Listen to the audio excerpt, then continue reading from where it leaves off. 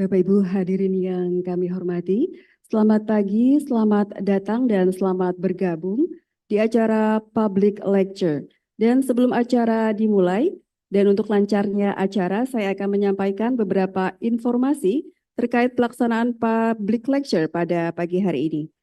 Kuliah umum analis kebijakan pada pagi hari ini dilaksanakan secara luring dan disiarkan secara langsung melalui kanal YouTube Lembaga Administrasi Negara. Sesi tanya jawab akan dibuka pada akhir lecture dan Bapak Ibu dapat mengajukan pertanyaan melalui link Slido yang nanti akan ditampilkan di layar videotron oleh teman-teman panitia. Jika Bapak Ibu ingin mendapatkan e-sertifikat, Bapak Ibu diharuskan mengisi kuesioner melalui barcode yang tersedia di meja registrasi. Demikian informasi yang dapat kami sampaikan untuk sementara ini dan sesaat lagi kita akan memulai acara. Atas perhatian dan kerjasama Bapak Ibu sekalian kami ucapkan terima kasih.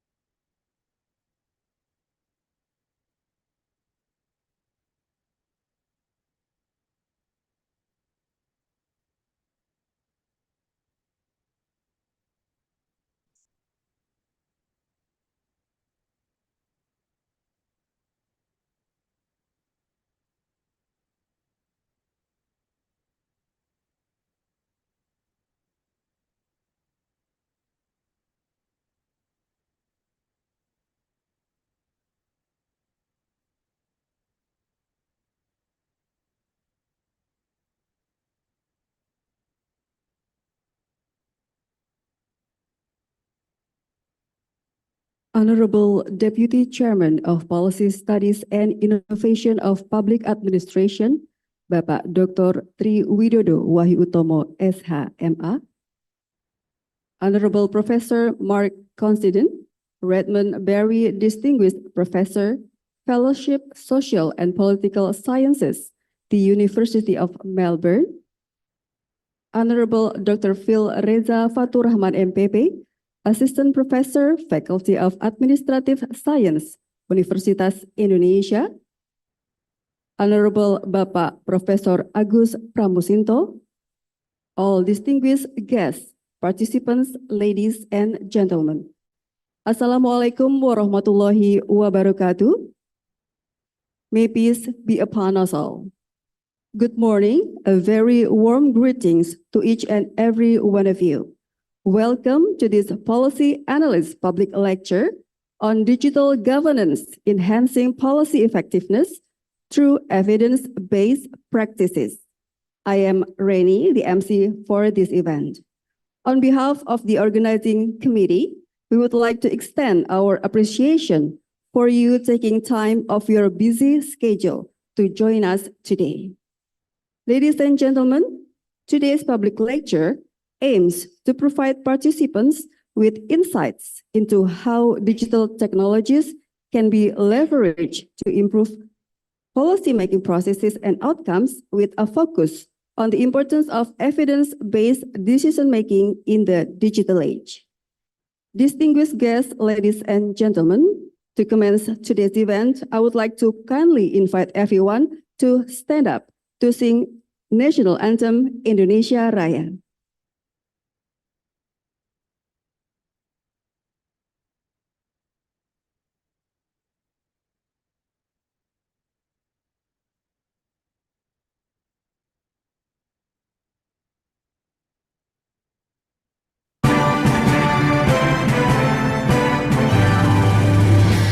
Indonesia, tanah airku, tanah tumpah darahku. Di sanalah aku berdiri, jadi pandu ibuku. Indonesia, kebangsaanku, bangsa dan tanah airku. Marilah kita bersama, Indonesia bersatu. Hiduplah tanahku, hiduplah negeriku, bersatu rakyatku semuanya. Bangunlah jiwanya, bangunlah badannya, untuk Indonesia Raya. Indonesia Raya, merdeka, merdeka, tanahku, negeriku yang tercinta. Indonesia Raya, merdeka, merdeka, hiduplah Indonesia Raya. Indonesia Raya, merdeka, merdeka, tanahku, negeriku yang tercinta. Indonesia Raya, merdeka, merdeka, hiduplah Indonesia Raya. Thank you, ladies and gentlemen. Please kindly be seated. And now, ladies and gentlemen, opening remarks by Deputy Chairman of Policy Studies and Innovation of Public Administration. Please give a warm welcome to the Honorable Bapak Tri Widodo Wahyu Utomo.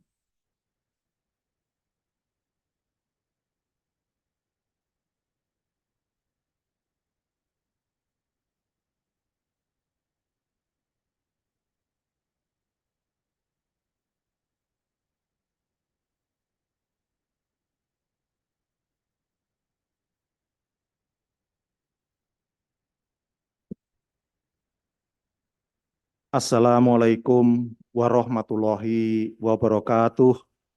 Selamat pagi, salam sejahtera untuk kita semuanya. Om Swastiastu, Namo Buddhaya, salam kebajikan. Distinguished Head of National Institute of Public Administration, the Honorable, our esteemed speaker, Professor Mark Considine, as well as our moderator, Dr. Reza Faturrahman. Dear colleagues here, Professor Agus Pramusinto, and all participants, ladies and gentlemen.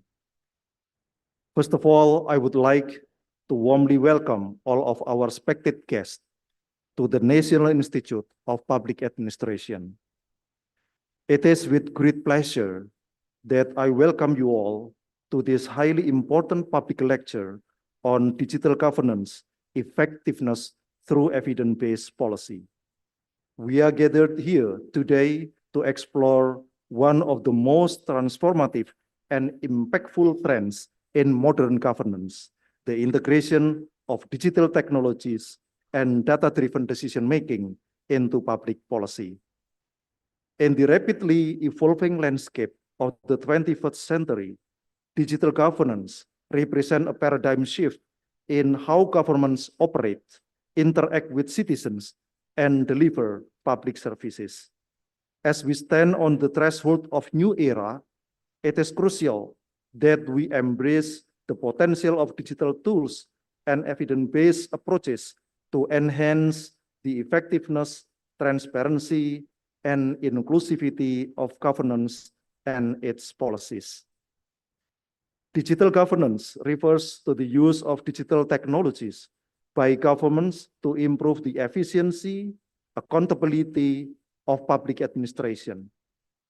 This encompasses a wide range of activities from the digitization of public services and the implementation of e-government platforms to the use of big data and artificial intelligence in policymaking.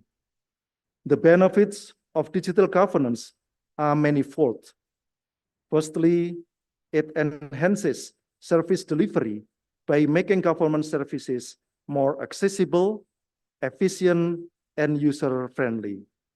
Citizens can access information and services online, reducing the need for physical visits to government offices and minimizing bureaucratic delays. Secondly, digital governance promotes transparency and accountability.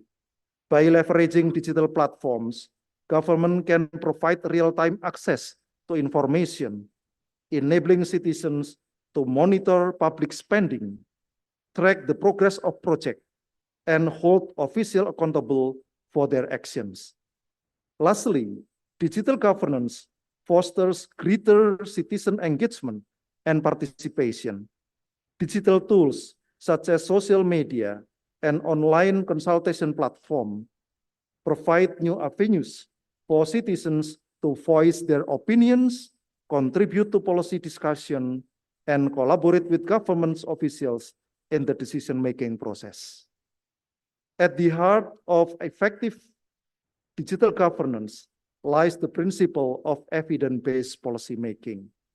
This approach involves using empirical data, rigorous analysis, and scientific method to inform policy decisions. By grounding policies in solid evidence, government can ensure that their actions are not only well-informed, but also more likely to achieve desired outcomes. Evidence-based policymaking has several key advantages.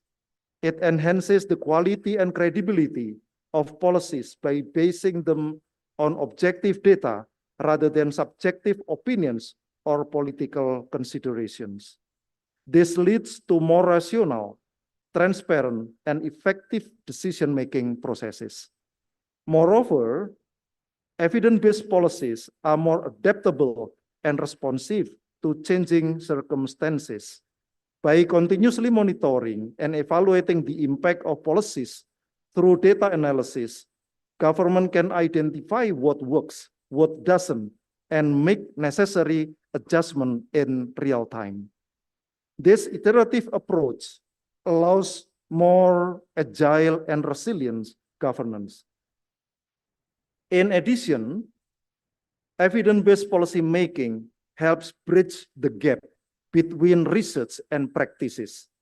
By fostering collaboration between policymakers, academics, and practitioners, it ensures that the latest research finding and technological innovations are effectively translated into practical solutions for real-world problems.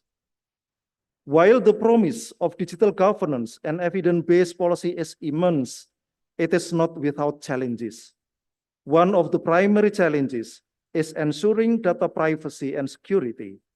As government collect and analyze vast amount of data, safeguarding citizens' personal information and maintaining public trust is paramount. Another challenge is addressing the digital divide. To fully realize the benefit of digital governance, it is essential to ensure that all citizens, regardless of their socio-economic background or geographic location, have access to digital technologies and the internet. This requires collective efforts to improve digital literacy, expand broadband infrastructure, and promote inclusive public policies. Furthermore, building the necessary institutional capacity and expertise to implement and manage digital government is also crucial. This involves investing in digital talent, fostering a culture of innovation, and developing robust framework for data governance and ethical artificial intelligence. Despite these challenges, the opportunities presented by digital governance and evidence-based policy are vast and far-reaching. By harnessing the power of digital technologies and data, we can create more responsive, accountable, and inclusive governance system that better serve the needs of our societies. In conclusion, as we embark on this public lecture, I encourage all of us to engage in open, constructive, and forward-thinking discussion. Let us share our knowledge, experiences, and best practices to collectively advance the field of digital governance. Together, we can explore innovative solutions, address challenges, and pave the way for more effective evidence-based policies that will shape the future of governance. I would like to extend my heartfelt gratitude to our distinguished speaker, whose insights and expertise will undoubtedly enrich our understanding of this critical topic.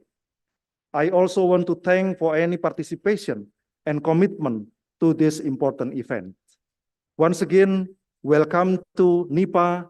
Let us capture this opportunity to learn, to collaborate, and to inspire one another as we work towards a more effective, transparent, and inclusive governance landscape. Thank you very much. Thank you, Bapak Tri Widodo. And we would like to kindly ask Bapak Tri Widodo to remain at front to present token of appreciation to our guest speaker and also moderator. Thus, we would like to invite Professor Mark and also Dr. Reza to come forward.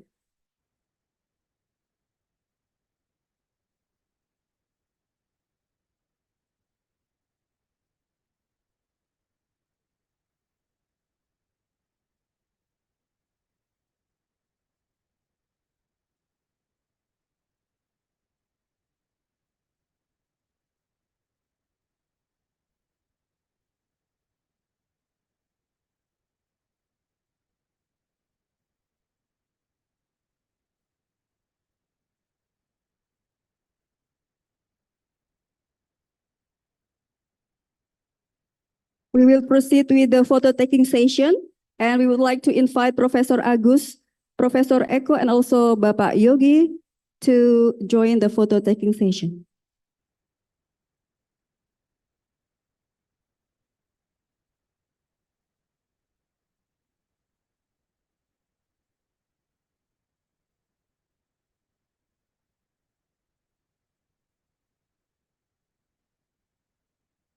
Okay, thank you very much. Please kindly be seated.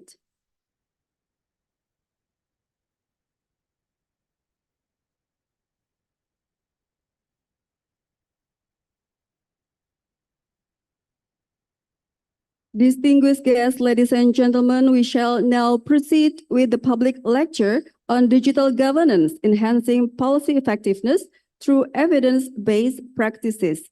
I would like to invite our guest speaker, Honorable Professor Mark Considine from University of Melbourne, and our moderator, Dr. Reza Faturrahman from Universitas Indonesia, to come on stage, please.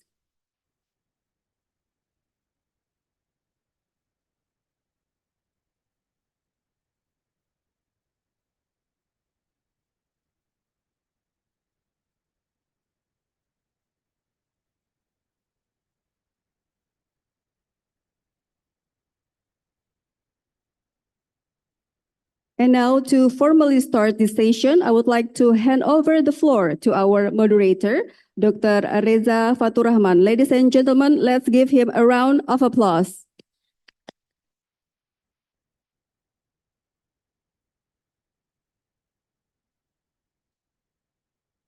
Okay, thanks very much. Good morning. Assalamualaikum warahmatullahi wabarakatuh. So, first of all, I would like us to express our gratitude and appreciations to the DIPA who facilitate these kinds of collaborative events with campus, with the University of Indonesia, to also facilitating learning sessions for all of us.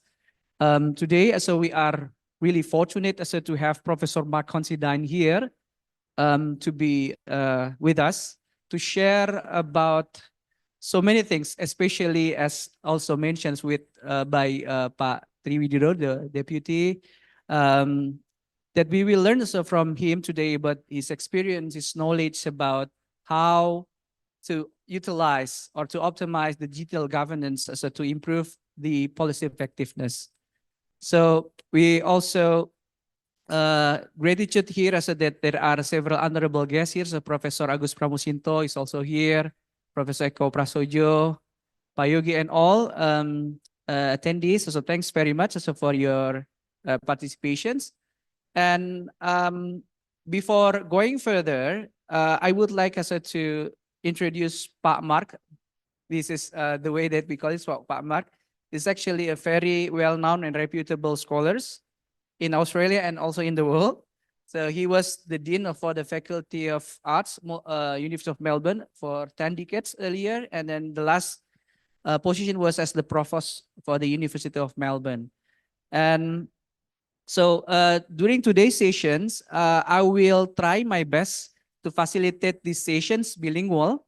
So both in English and Bahasa, which hopefully so we'll be able to facilitate more and more open discussion as also suggested by Pak Triwidodo earlier for both the audience here attending the session online and also those who are attending the session via Zoom.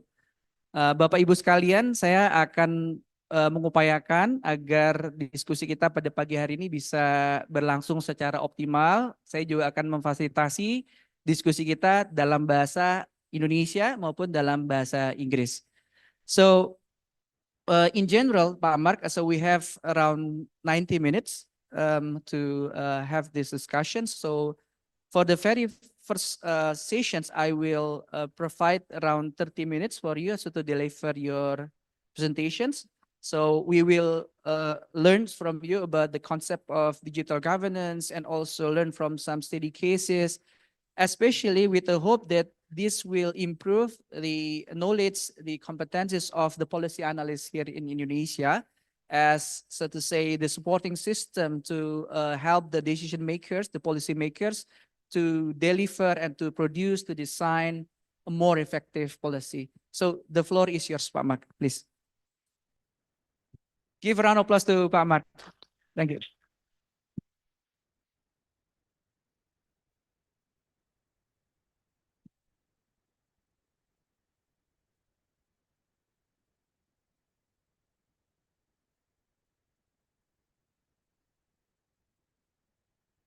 How's that? Much better. Very good.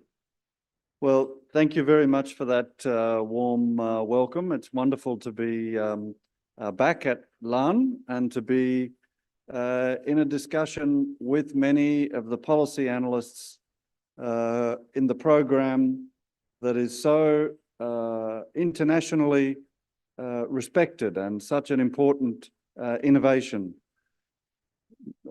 5 or 6 years ago when I was here, the development of the policy analyst position and the training of policy analysts in the public sector was one of the great innovations that everybody was talking about. And we've watched with great enthusiasm to see how this not only program but structure of innovation in the system has developed. So to be back here and to be talking in the room and online to some of the people in that group is a great honour. Now, you've already heard from the introduction from the Deputy Director that the issues that we're going to deal with today are amongst the most critical for the development of public services anywhere in the world. Every country, every system, every part of every system, right down to the level of service delivery, is impacted in a bigger and bigger way every month and every year by digital transformation. What I'm hoping to do this morning is outline some of the evidence-based case for understanding the digital tools, the digital impact, but also understanding where our challenges, our limitations, and some of our potential conflicts are going to occur in relation to digital governance and particularly the digital delivery of services. The work I'm going to show, and particularly some of the evidence that I'm going to draw on, has been developed from research undertaken by our lab. These are the participants in our lab. A number of them are well known to Indonesian scholars. Some of them are younger contributors to the lab. And the important thing to notice is that our focus is particularly on the welfare and work sector. You might say, broadly speaking, the human services area. But many of the digital transformations we'll talk about in this sector are very, very similar to what can be found in, for example, environmental services and other parts of the public sector. So I hope for those of you who are not on the social services side, the story is still interesting and the evidence still relevant. So from a conceptual point of view, one of the things to notice is that the academics who study digital transformation are already beginning to talk about a whole new kind of governance regime. Not just new tools, but actually in the future, a much different framework for the way we operate and the way we understand how we operate. So,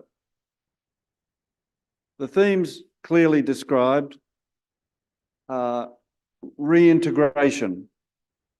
One of the expectations about the digital story is that it will bring things back to a more integrated model from a period of time in many countries, more of Australia than perhaps Indonesia, but certainly in many parts of the world, where public sectors fragmented.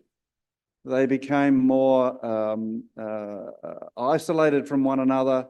They used more so-called new public management techniques to operate with a private sector style of operation, and the degree of integration between services over time got less and less. The particular problem in the OECD system, but we also see it in parts of the ASEAN development. Secondly, the model, we're talking the concept here, I'm going to talk about the evidence and the practice in a moment, but we're just getting the big picture, is that this new digital governance model will involve what's called a more needs-based holistic approach. It'll be possible to design service delivery around the needs of individual citizens. And this will enable us to move from large categories of people all getting the same to a much more tailored, individualized model of service delivery. So that's what holism or holistic, bringing the whole person to the story. And services that were previously analog will become digital. Even quite basic things that we've taken for granted will change in a digital format. So that's what academics talk about when they talk about a whole new digital governance story. And the characteristics of that, very briefly, something you can reflect on later if this is useful, is that these systems have a different kind of rationality, a different kind of driver than previous bureaucratic models. The control is invested much more in computational rather than traditional hierarchies. You don't need to give people as many instructions. You don't need as much supervision. You don't need the same kinds of managerial systems if the instructions are embedded inside the program and if they're monitored and updated programmatically. Now, the virtue of that, as I've said already, is hoped for to be more integration, and the service delivery focus is hoped to be more individualized. Not sure where I'm pointing this. Up the front, there we go. I think we went too fast. So sitting underneath this is a really key part of the digitization story and part of the data management story. And that is the development of algorithms and the movement towards artificial intelligence. Algorithms, as we know, are set procedures that are used for solving problems through computation. They're formulaic, they're based on technical design, and procedures include the way content is then filtered, right? Selected, ranked, and weighted.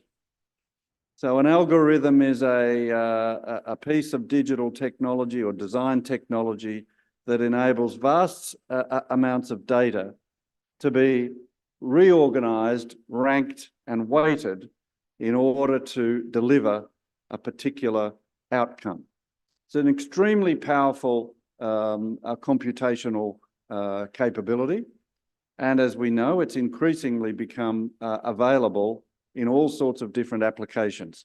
You can get it on your mobile phone in many cases. Algorithms are already used very widely in marketing. Well, they've now arrived into the public service. They've now become one of the key components and one of the key question marks in the digital governance story. And let me give an example of this from the Australian context. Robodebt, as it's called, if you Google Robodebt, you'll get a whole lot of Australian information.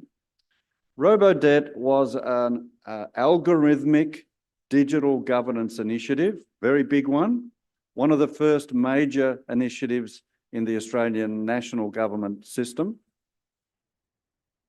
Started in 2016, and it involved the Department of Human Services in Canberra and its delivery agency. Its service delivery agency is called Centrelink, or it was, it's now changed its name. Partnering with the Australian Tax Office, so two national bureaucracies coming together, hiring a private consultancy company to help with expertise to create an online compliance intervention tool. It already sounds a little bit painful, but there's the worst is yet to come. Why did we need an online compliance tool? What's the compliance problem that they were trying to solve with a digital governance solution? Well, it's an important problem. Compliance officers regularly work long hours to check to see if public service clients are properly declaring the income that they receive while they're claiming social security benefits. Now, in the Australian model and in most models of social security, of income support, payments for different reasons, there are rules and stipulations. If you start earning more money, then your entitlement should reduce. And if you get independent wealth for some reason, then you shouldn't be drawing on the state for support. Well, often there's debate about whether clients and citizens are complying properly with these requirements. So this project, the RoboDebt project, used robotic or computational methods to estimate, using data from the tax office, from employers, basically on who's earning income, and from social security to say who's being paid for various things. And then the algorithm estimated how much debt some citizens owed to the government for receiving the wrong payments or too many payments. An automatic letter was sent to all of these people with a figure in it. You owe the government $1,000, you owe the government $10,000, whatever. Automatically sent to thousands of Australians, many of whom did not respond to the letter. They threw it in the bin, maybe they didn't open it. They looked at it and they thought, I don't like to get letters from the government, I'm throwing that away. We don't know, but many didn't respond. So the next thing that happened was they were sent legal demands for payment. And it was estimated when this system all became exposed that about 1.7 billion in wrongly claimed payments were demanded from Australians. There were cases that began to emerge of people going crazy and even some suicides because of the pressure of this. A Royal Commission later agreed that the entire digital process was in conflict with virtually every principle of public administration that we believe in, all the way down the line, not just one or two violations, but the whole process. If you want to Google childcare payments in the Netherlands, you'll also see that they experienced a very similar problem with their digital governance a few years ago, and the whole government had to resign. It was such a mess. So we're going to talk, this is a horror story, but we're going to talk about some positive evidence, and we're going to use that RoboDebt as just a reminder that this is not simple, it's not foolproof, it's not automatic, it has to be interrogated. We have to have clear evidence for what the digital competence is and how that application is going to be made transparent and flexible and properly accountable. One of the things we discovered in the RoboDebt case was that the people who write the algorithm in the private sector, and the algorithm itself is often private property. So it's not, we can't go and ask to look at it. It's a secret technique. Now, laws are beginning to change that to say that these algorithms have to be more transparent, and the people who write the algorithm have to be more accountable for the consequences. So the minister can't say, I didn't do it, and the public servant can't say, I didn't do it, and the private technician says, I did it, but I'm not talking about it, and then nobody knows exactly how to solve the problem. We're aware that that needs to change. So 3 areas of the digital transformation that we want to think about. Virtual engagement, particularly of clients or citizens.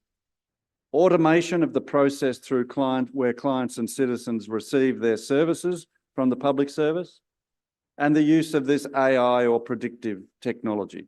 We won't have time to cover all of these in detail, but I want to give you some evidence, insights in this area. So in the conversation and the Q&A, we've got more time to develop this. Now, this is a slightly complicated diagram, and I'm going to use it 2 or 3 times. So let me just give a preliminary explanation of. Okay, I don't think that. All right, the pointer's not strong enough to overcome the light on the screen. Let's just talk from the top left-hand side, moving across. A, technology free. These are client and advisor interactions, for example. You could substitute client and public servant, or citizen and public servant. We're talking here about the relationship in the delivery of a service from an official to a citizen or a client. In the top left-hand corner, these are person-to-person technology free. No, everything is written down, or perhaps a typewriter, but old school. And as we move across to the top right-hand corner, we see technology facilitated, where there's still a person-to-person, but the public servant is being told on the screen what to do next. Now ask this and fill it in. Now ask that and fill it in. And the work of the public servant is formatted into the program. Below the line, we have no face-to-face contact. And these are relationships in which, first of all, we have online delivery, client-mediated, technology-mediated. You could call this the Zoom world, and the person who's Zooming you may not be the person in charge of your file. They may just be facilitating the uploading of your data. And on the other side, we'll talk a little bit about a more technology-generated, what we might call the AI solution, where a robotic programmer can operate and respond to you, answer your questions, hopefully solve your problems without any human interaction. So we've got a landscape of different possibilities. And that's the one where most of the what we might call scary and perhaps risky conversations are occurring. That's the area where robo-debt came undone. No people-to-people anymore, all being generated automatically. But that's, as we'll see, not the majority of the story by any means. So a couple of examples, including one from Indonesia. Here are some examples from the European story of the way in which public services have been using digital governance to improve the delivery of services to their clients. In the Flemish Public Employment Service, the first case, the Flemish story is part of Belgium. As you're probably aware, Belgium is divided really into almost 2 countries. The northern one is called Flanders, and they have their own public service, and they're very pro-technology. They're one of the great technology innovators, as are the Dutch, just across the border. They use digital-first servicing. What does that mean? It means that the citizens are given a digital relationship, and they are required to use that first. The story is to say, don't come to the office to talk to us. First of all, see if you can get the service online. We already have a platform, we already have a system. And we only need you to come to the office if you've got something very complicated that doesn't fit in that case. They've also been using AI based profiling tools. This is a very big area of innovation in the public sectors of many countries. What does an AI profiling tool do? It gathers formal and sometimes informal data from the client and categorizes the client into different areas of need. So there might be a standard questionnaire that everybody who wants to receive, let's say, housing assistance or food support, they have to fill out 4 or 5 questions, fine. But in addition to that, the predictive tool will seek other information. How easily are they using the online system? What is their degree of literacy? How responsive are they when they're asked questions? Less formal but important data is added to the data bank, and then the program will predict the degree of difficulty or the degree of challenge that a client will face, and therefore the extra amount of effort that will be required. All of this happening really without the client seeing the detail. It's often informally collected. The UK is also moving in this direction, using all of their public program claiming online. You only come to see a person if the online system doesn't work for you. And they're starting to use, particularly in the social welfare area, requirements on clients to enter more of their own story, not just their name and their address and their details, but also to enter like a journal. This is what I did when I tried to look for a new house. This is what I did when I went for a new job, etc., etc. Denmark is using what they call web-based knowledge banks to disseminate knowledge about what works in different parts of the public service.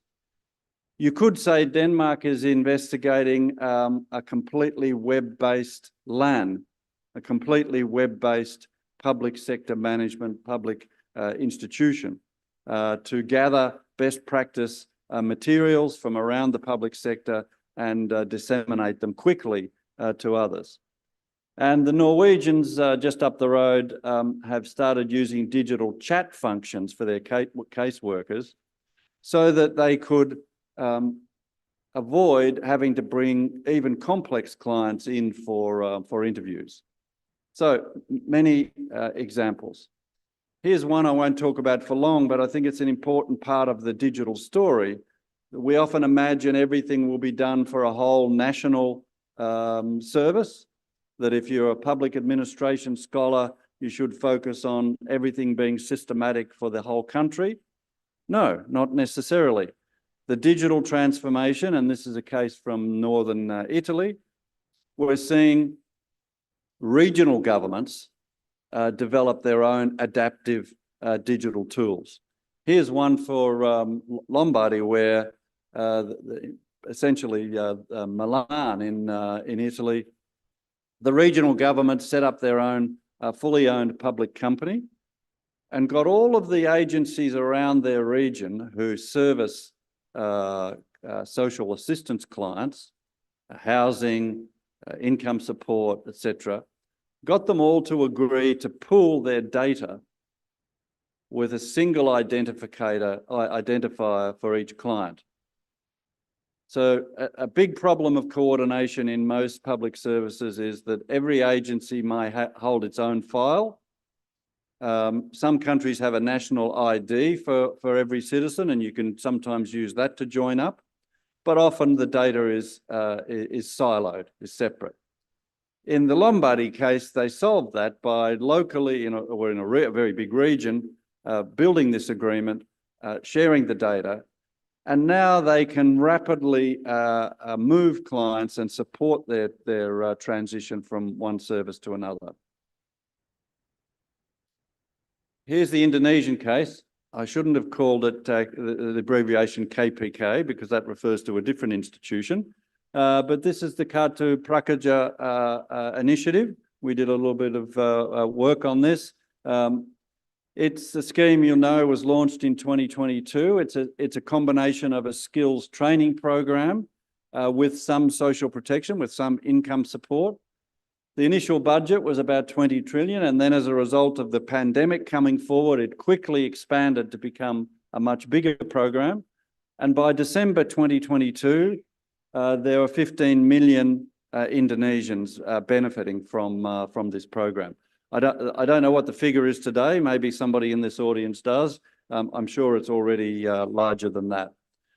It's a wholly online delivery model.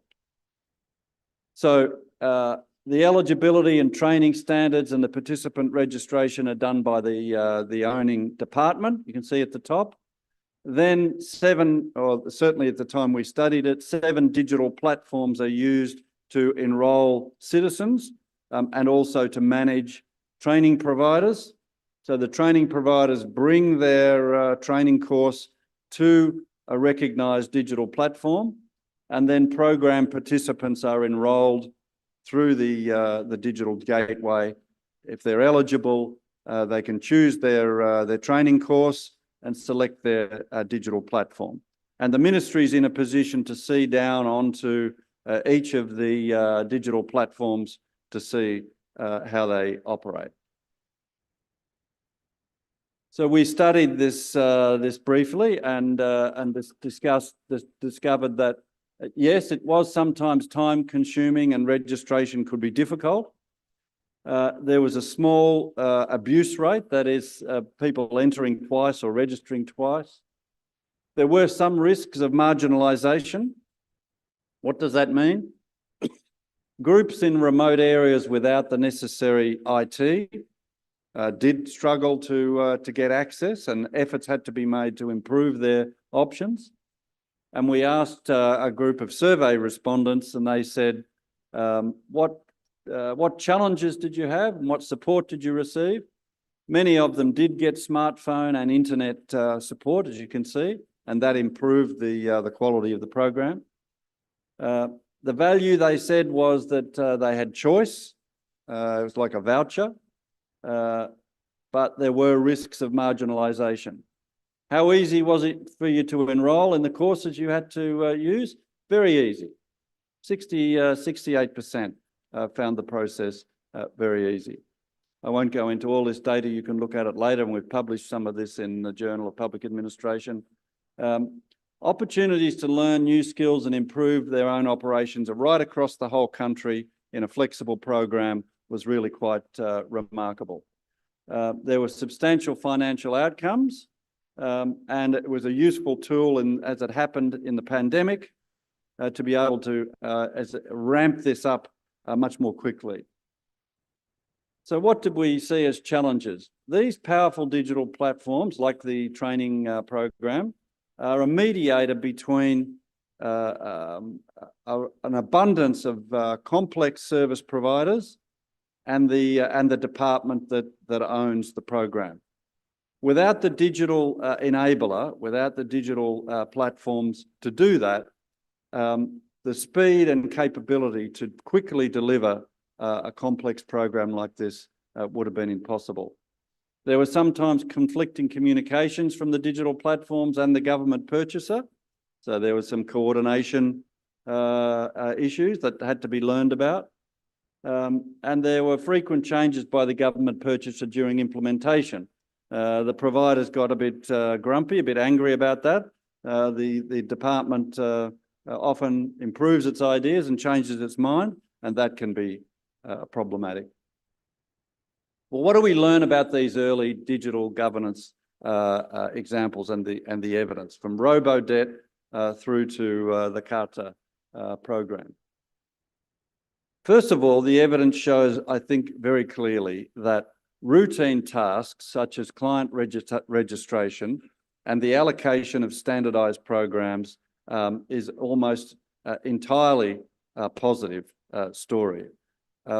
People prefer to answer an online, short online question than have to queue up for a couple of hours to do the same task.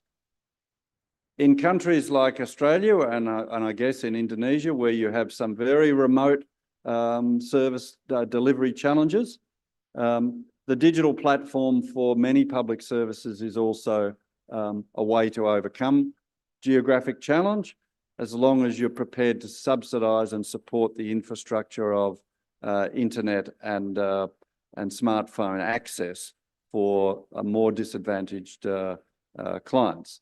If you don't have the budget to do both, if you just turn on the program, you have to hope that the clients can get onto a computer at the local library or at an NGO, and this becomes then a very fragile relationship. But many of those remote communities didn't have strong person-to-person services to begin with.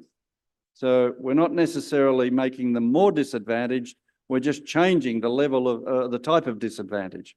So the argument would be we need to look at the resources to support and enable their work, or to identify when a digital solution is not going to be optimum. Most success stories involve services that government runs itself, end to end. You can run the whole system, you can design a single model.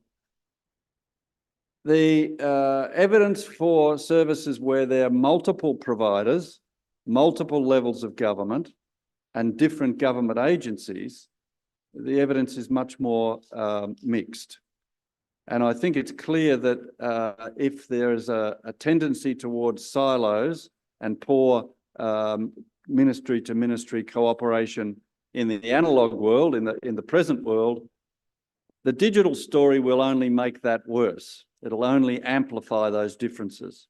So one of the things we've learned in the OECD story is that taking advantage of digital governance actually means more person-to-person collaboration between departmental officials who are governing that system to make sure that it does adapt successfully.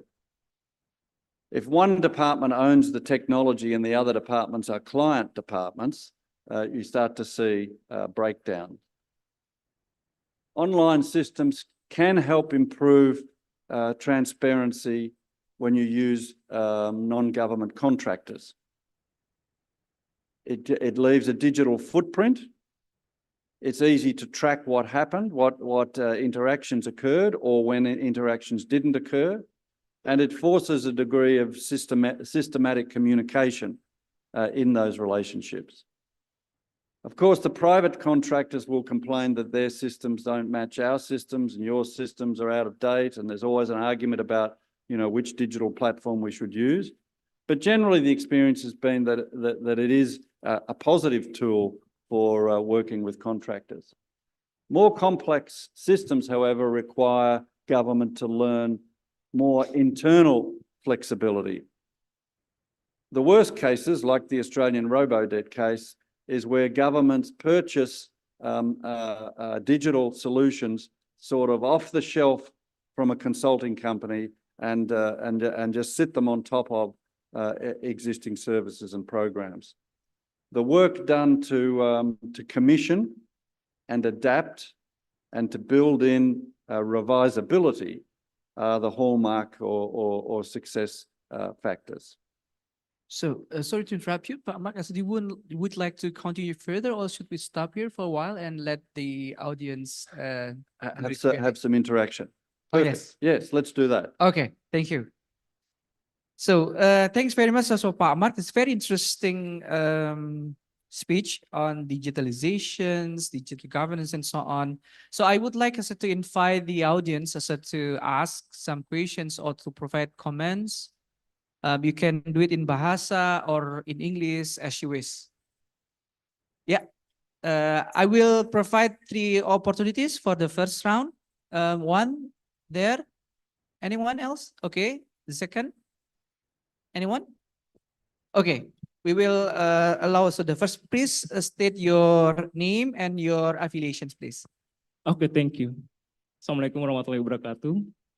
Thank you very much for the speaker and moderator for me.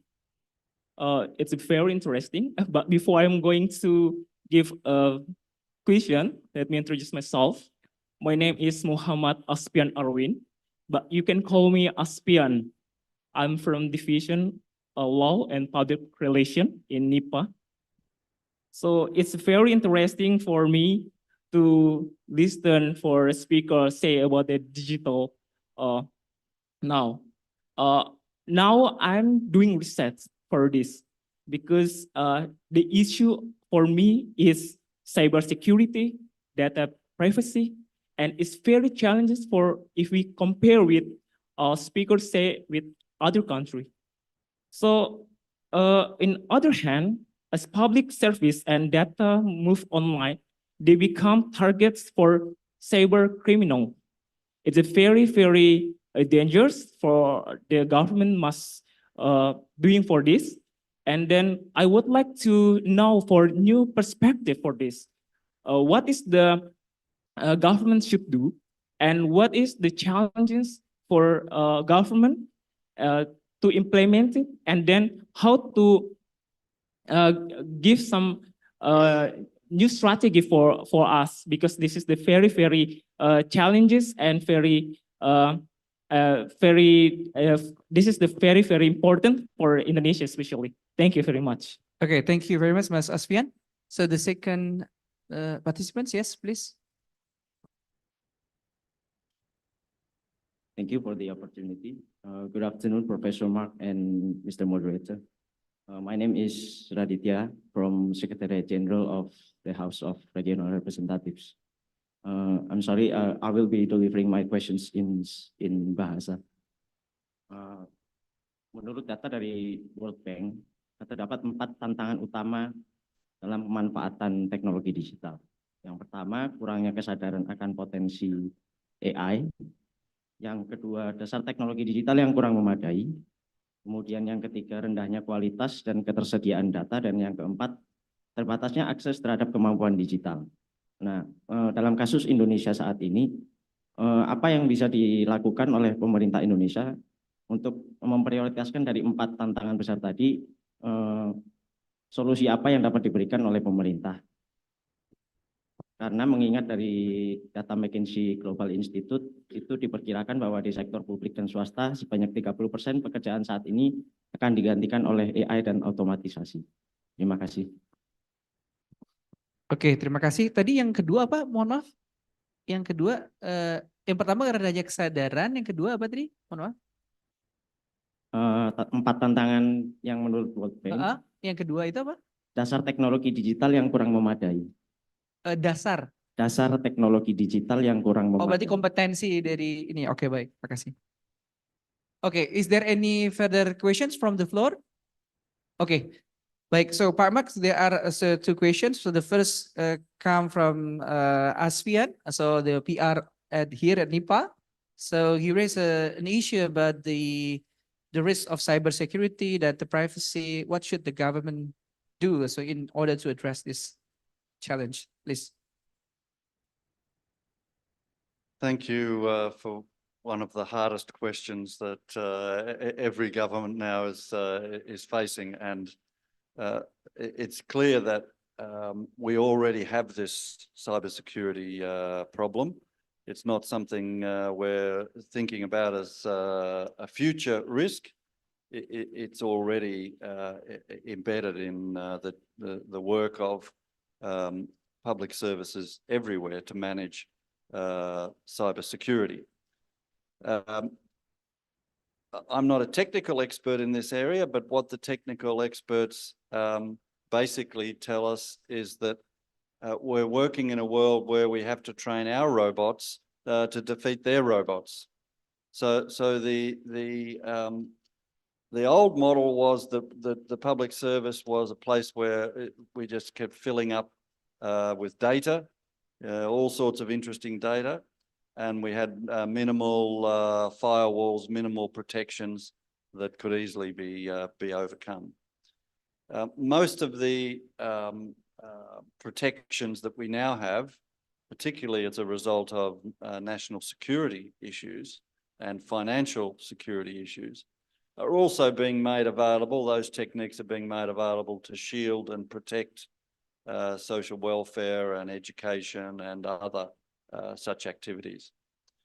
When I was involved in the leadership of the university, we would attend cybersecurity workshops run by the central government, and we could see very clearly that they were constantly building and reinforcing the firewall around the whole system, but also around particular parts of it.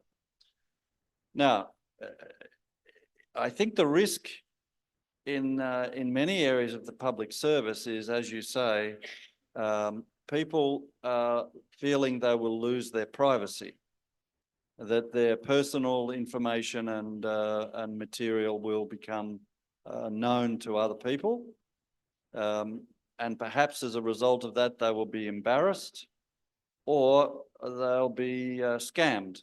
That false claims will be made, that there'll be money taken from them.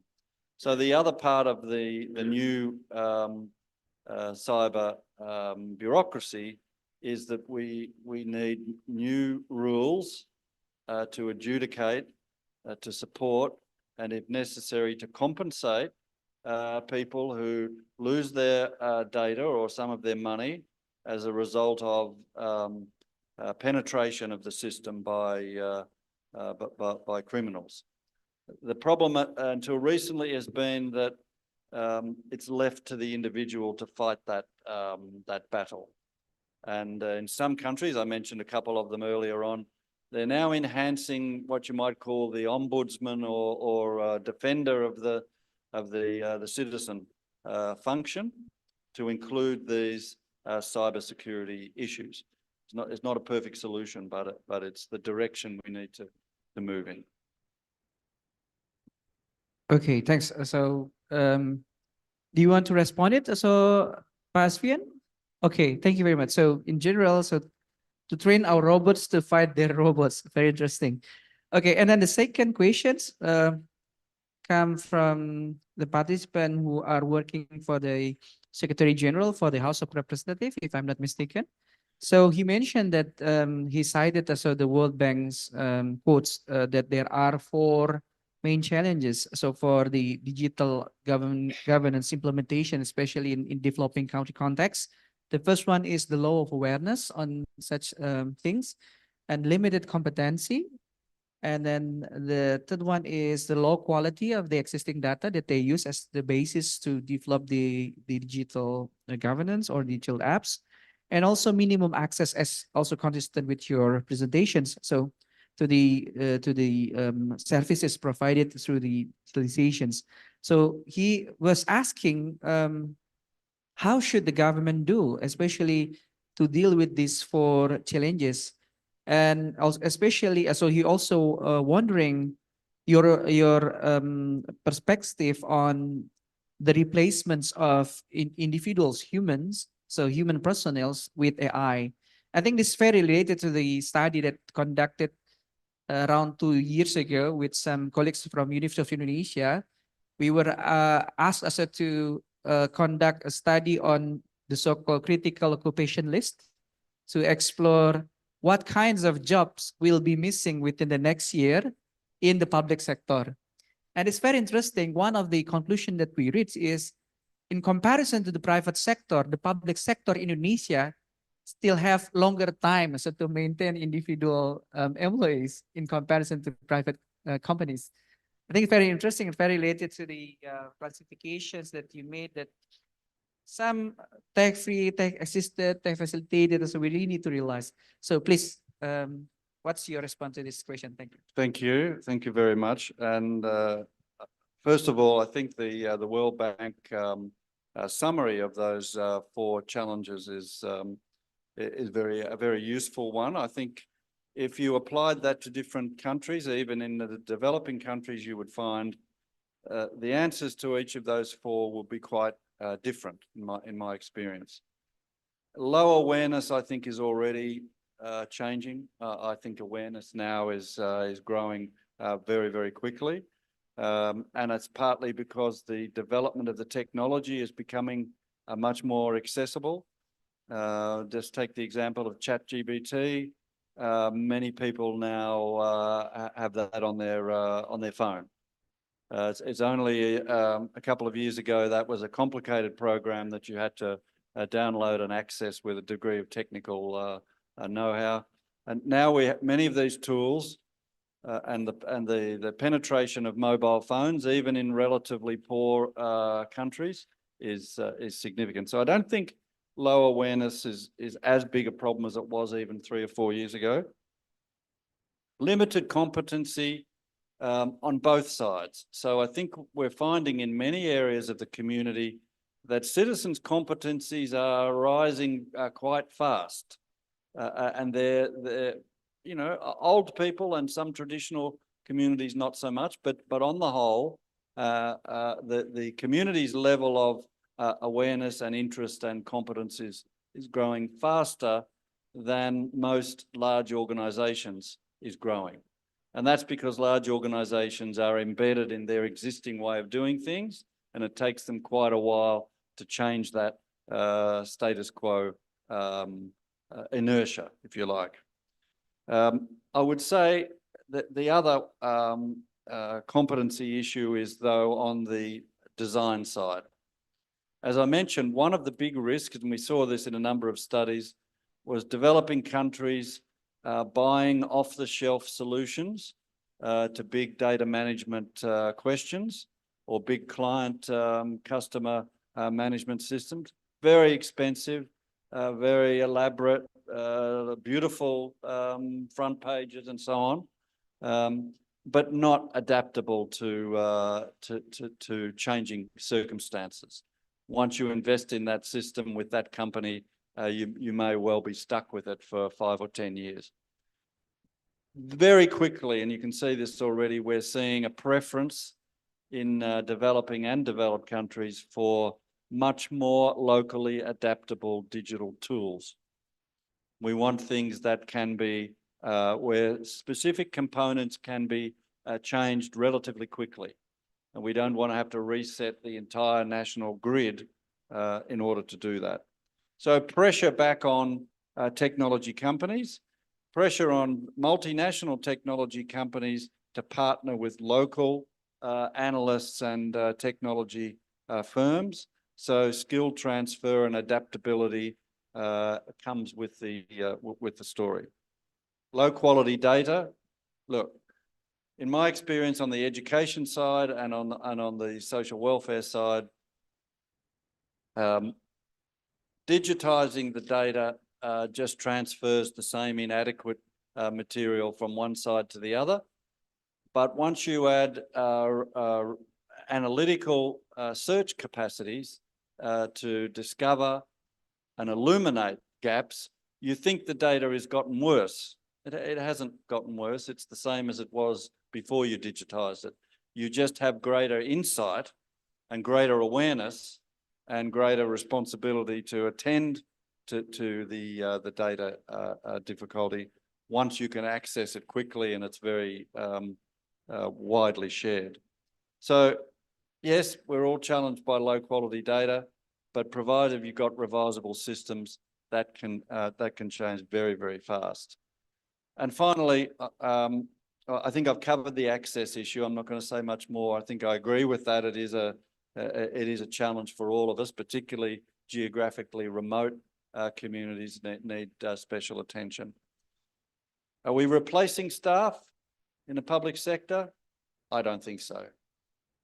I don't see much evidence that we're suddenly going to see the total population of public servants, you know, drop. We're going to move people from one category to other different categories. We're going to be retraining and rehiring people with different skills. But none of these technology interventions, even the ones I described as technology driven, eliminate the need for expert adapting and responding to clients in most cases.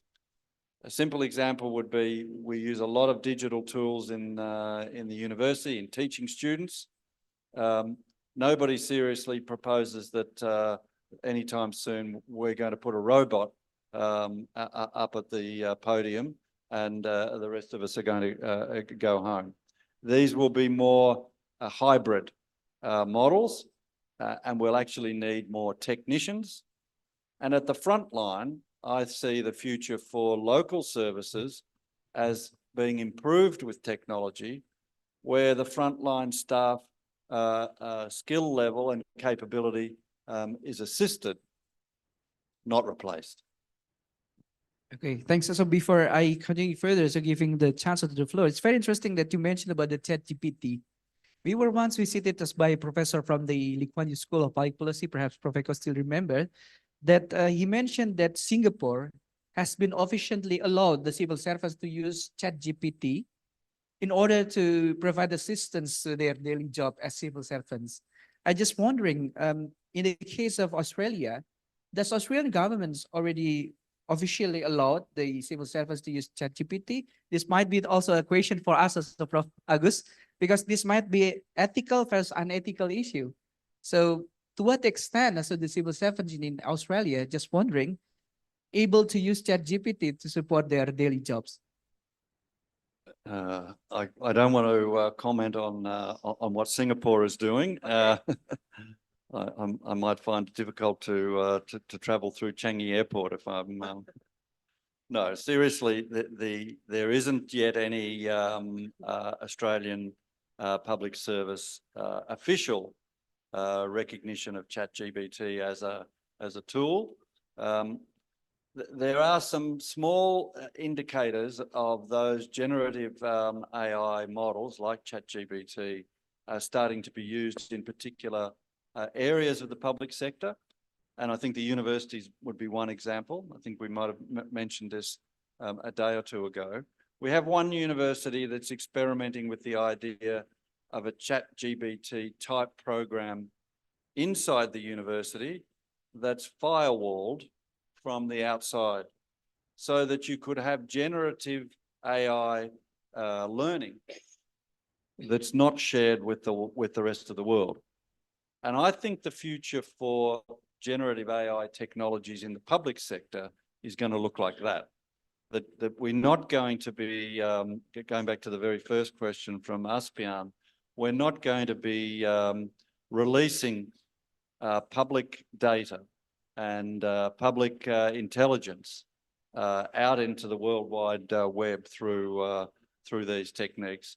We're going to be trying to bring those techniques into a firewalled system.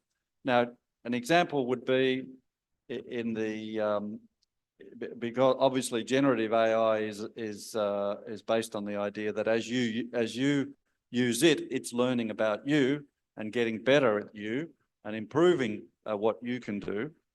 That possibility applied to complex clients in the public sector has fantastic possibilities of empowering local officials to do their job better, and also to share what they learned through generative AI with everybody else in the system in the country.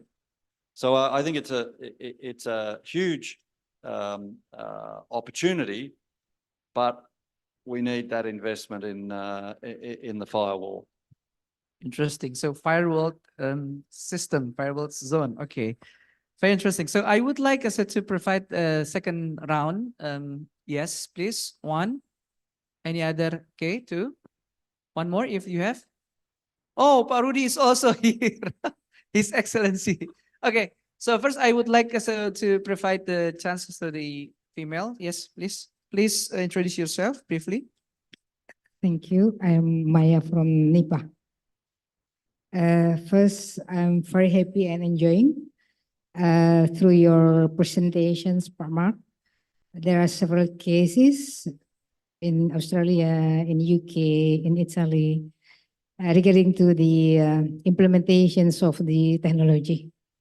So I was taking a note that, for example, the sample of the RoboDebt, the one in Australia, the examples of implementations of technology in the RoboDebt, this is, in my point of view, such of the reveal serious weaknesses in the use of the automated technology for social welfare administrations and highlight the importance of the human oversight, data accuracy, and fair policy in the debt collection systems.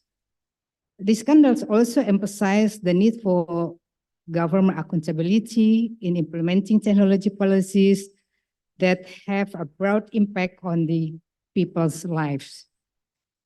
Robot debt is an important lesson in how the applications of technology in the public administrations must always be accompanied by ethical, legal, and social impact considerations. So I would like to ask if there is such of the other examples about the role of the human as the supervisor. In this case is about the control systems for all the implementation of the technology. So as you mentioned before, how's important of the data privacy, how's the importance of the control system regularly. So I would be happy if you have can give us several examples about the success story of the human control in the system implementations of the technology. Thank you. Okay, thank you very much. And then the second one, yes?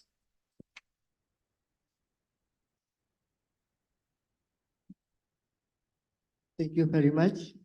Let me introduce myself first. My name is Muhammad Fikri. I'm from Universitas Indonesia. And the main theme of this discussion is digital governance. As interpret the digital governance itself, it's not only from the government to make public service a better, efficient, but also how we involve the non-sector government and also citizens to make a policy making and how to make the policy better. Unfortunately, in recent news that some policies in Indonesia has been evaluated as lack of public coordination and public participation. So my question is, how to increase the participation in policy making or to make effective policy by the public in digital platform, and how the platform can be connected with AI. Thank you very much. Okay, thank you very much. And the third one, His Excellency, Pak Rudi, please. Good morning, Professor Mark. How are you? Last time we met, we have a one-week meeting in your office in Melbourne, right? With Prof. Eko and Dr. Reza. I'm see your presentation very carefully, and thank you for your comprehensive thought about digital governance in Indonesia based on experience in Australia. As we know, digital governance environment in Indonesia, which is, let's say, a digital governance regulation, infrastructure, and digital competencies or literacies of 4.2 million civil servants is quite different with the Australia's civil servant, Professor Mark. I would like, what is your opinion? What is your take on this situation? How we can try to, what you call it, smaller, try to address this discrepancy, like you say, and to ensure that we can also forward together, moving to the now let's already generation 5.0 generation. So I think this is, we would like to hear from your opinion, from your expertise on managing the digital governance in Australia. Thank you very much, Professor Mark. Okay, thank you very much, Pak Rudi. So the first questions she was asking about, is there any success story that describing the role of human as a supervisors to the tech, so and then as a control system? Please, Pak Mark.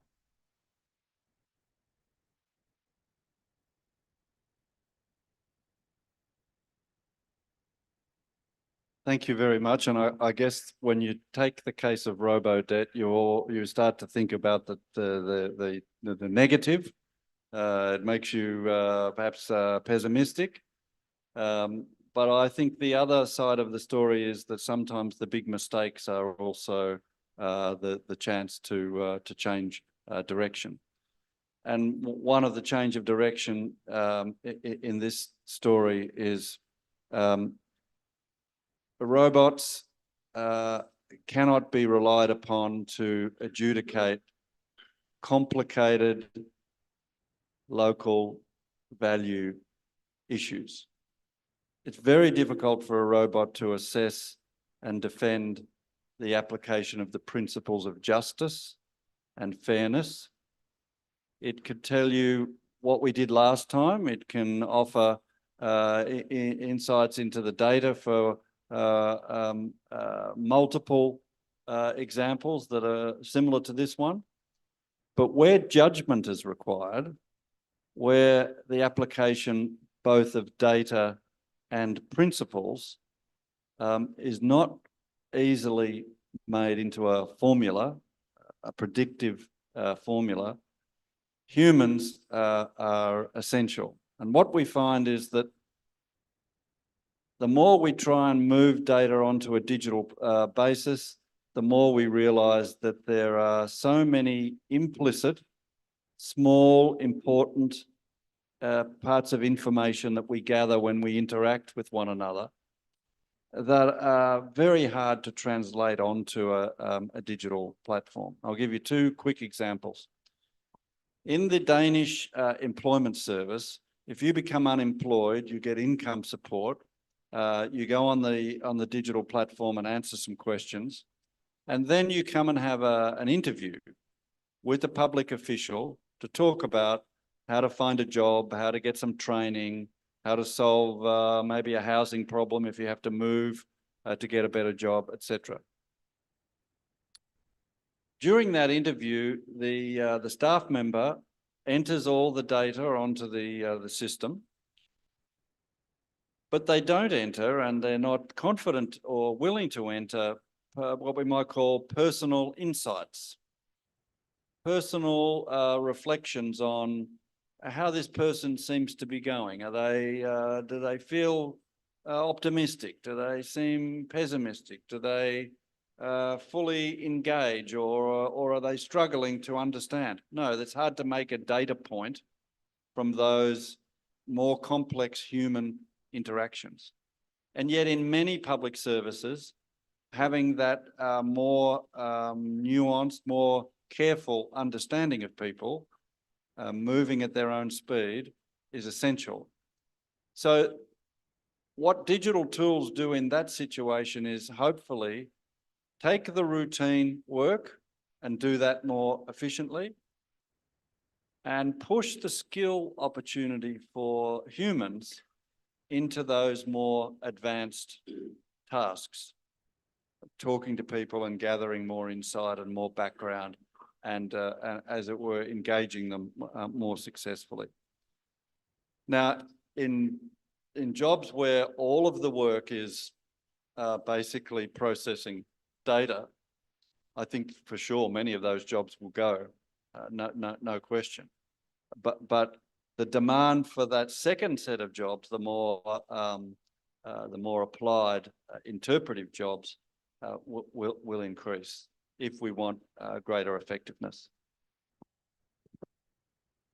Okay, thanks very much. Hopefully, also it responds, it provide a clear answer also to the first questions. And then to the second questions about how to improve the participations of citizens in policymaking process. I think this also deals with the situation where general Indonesian wouldn't be that motivated enough also to get in touch also and engage in the policymaking process. What do you think about it? Another great question. What can I tell you from the work that's been done, and then perhaps my opinion? Citizen engagement through digital tools in many countries has increased in some sectors, and I'll give the example of disability services. In many countries, there are very well organized organizations, NGOs, religious organizations, who support people who have a disability, who might be blind or might have other long-term disabilities. Those, what we might call user communities, have become very active in the digital era. They organise themselves very successfully right across the country. They can use a very simple method of starting a web page or any of the other tools that are quickly available to stay in touch. And they very successfully communicate to one another when government makes some changes or is proposing to do something. And then they all go and talk to their politicians or their local office and so on. So the first thing to say about the digital age is that it is going to empower some user communities to be much more connected to one another and much more active in talking to government and to complaining. But not all. There will be big gaps in that story. So I think the second part of my answer is we go back to the question of how we're designing, how we're commissioning digital tools. At the moment, we're mostly commissioning to more efficiently do tasks that we're already doing manually. It's a kind of transfer model. You say to the technology company, here's what we do at the beginning, in the middle, at the end. How much of that can we put on a digital model? Well, if there isn't already embedded user engagement, citizen connection, citizen response in the manual system, it won't exist in the digital system. It's not going to be solved just because we put it on a program. Might even get harder, might even become more rigid. So in the commissioning stage, we need to be more explicit about the way in which people who use the service will be informed. First of all, information is the first thing, but also their experience will be valued and captured. And thirdly, how that experience will be shared. Not enough to capture data about people. It's not enough to say, well, we've heard everybody talking or whatever. There has to be a commitment, and it's very easy now in a digital environment to share that, so that the experience of individual users can transfer and improve the experience of many others. Okay, interesting. So the emphasis will be to create a stronger communities to facilitate citizen connection as the basis for a better participations. Interesting. Okay, and then we move also to the third questions. This also questions about the Indonesian context. Perhaps to make it more simple from your perspective, so how to create, so to say, a good enough digital governance, having considered that Indonesian resources, regulation, infrastructure, competence is not that advanced in comparison to the developed country like Australia. What kinds of target it's achievable and doable, at least as the foundations to have a better advancement in digital governance? What do you think about this? Those questions are getting harder and harder and harder. That's my first thought. So my best answer to that question is, it depends what digital governance we're talking about. Some of this stuff, and the very first question about cybersecurity and advanced forms of design and really high-tech digital governance, yes, I agree.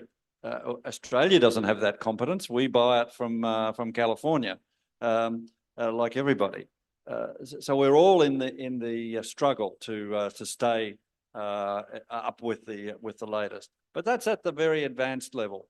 I think the public service story is much more interesting at the level of local innovation.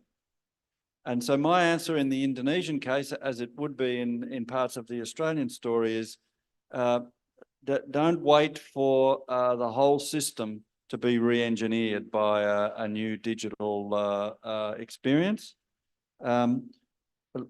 Find parts of the existing system where you can begin innovation.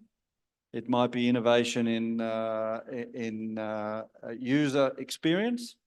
You may want to develop your own a small platform to use user experience data in a more interesting way, to share it with other officials in other parts of the organization.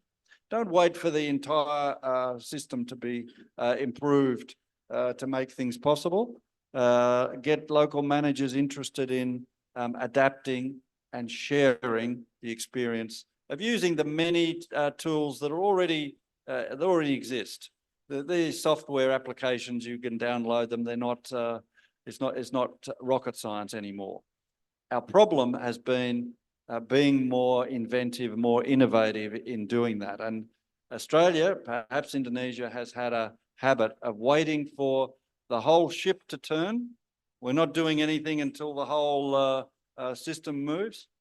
That is old technology. We can't do that anymore. We have to build local capability to adapt and to implement with transparency, so we can see what's happening and we can learn. Okay, thanks very much, Pak Mark. So we need also to think about the context of Indonesia in this regard. I would like us to also facilitate some questions. There are already 7 questions also from the audience joining us so via Zoom.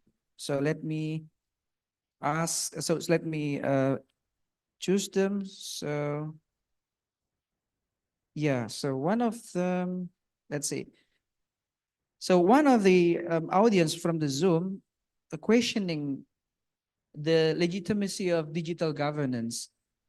Is that really solution for ours? Is that can be improved and be adapted to making easy our state today if we compare with Australian democracy? I think he's trying also to see the impact of digital governments also to improve the democratic systems or the implementations, just like elections, budgeting related to the democracy. What do you think? Should we just follow any other countries to integrate so various kinds of applications to our country in terms of Indonesia, or we need to be cautious about it? So just like as you suggested earlier, so need also to be aware of our own context, local context. What do you think about it? I agree that we should be cautious, but I think I would put next to that we in the broader public sector, we also need to be optimistic. This is huge potential for developing tools and methods to really help people get services and adapt services and make services available in many new and powerful ways. Yes, there's the negative side. We've heard that. We have to be absolutely determined, and probably most organizations need teams that focus specifically on managing the risk and being attentive to the risk. But that, in my view, needs to be a model of risk that is interested in innovation. Even in risk management, you can be innovative, rather than, you know, putting the hand on it saying, no, this is the public sector, we don't do that kind of thing. I think that is the mistake. Then you do become dependent on big system designers from somewhere else deciding the future. So yes, I gave the robo-debt example because that is a perfect case for how to lose legitimacy and how to fracture public trust and how to spoil public service ethics if you do this the wrong way. But that's why we learn from our mistakes. Okay, thank you very much. So we need to be optimistic regards the fact that, yeah, someone needs us to take care of the risk, but we need to be optimistic to utilize it in a positive way. Interesting. I would like us to ask another, choose another question. It's very interesting. One of the audience from the Zoom was asking about how about creating a digital-based good governance, but not doing one innovations, one applications. As I understood, so perhaps also the employees in ministries and agencies are or local governments are encouraged to the innovations. But right now, they are a tendency, they would like to create so many innovations, so many applications that's not integrated to one another. So how should we ideally deal us with these situations? So right now the motivation is there, but the issue is just like stated earlier, so by the Minister of Finance, that right now under the Ministry of Finance there are so many applications, but once the minister asks, "Oh, so can you give me this?" and then it's not possible to get the cross, so to say, data across applications. What do you think about this? Well, first of all, I think it sounds fantastic that there's already all of this innovative behaviour going on. It's what we would expect. People trying to build small applications or adapt existing digital tools to make them work better. So in that environment, the challenge, as you say, is how to choose the ones that are really most useful and spread them. So there's a second step in the innovation process where you have to look at how to test, evaluate the data on how successful the tool is in its local application, and then release it for everybody to use. These are very good problems to have, right? It's a great question because it does remind us that we're not talking about a situation in which the public sector is low tech or minimal interest in digital innovation. Definitely not. There's a lot going on. But our problem is it gets stuck in pockets, it gets hidden, and our senior structure doesn't provide a channel to assess and use those things. We always like to blame the Treasury or the Ministry of Finance, but if you've got a cost-benefit mechanism to show how some tools are actually going to be more efficient and more valuable, that's the kind of thing they love. You have to just figure out the process to get there. Okay, I think we still have the time also for answering one another questions. This is very interesting, but this is ambiguous, but this is an issue very common to Indonesians. So there is a question from the participants. He said, people give some money by cash for the public service they got.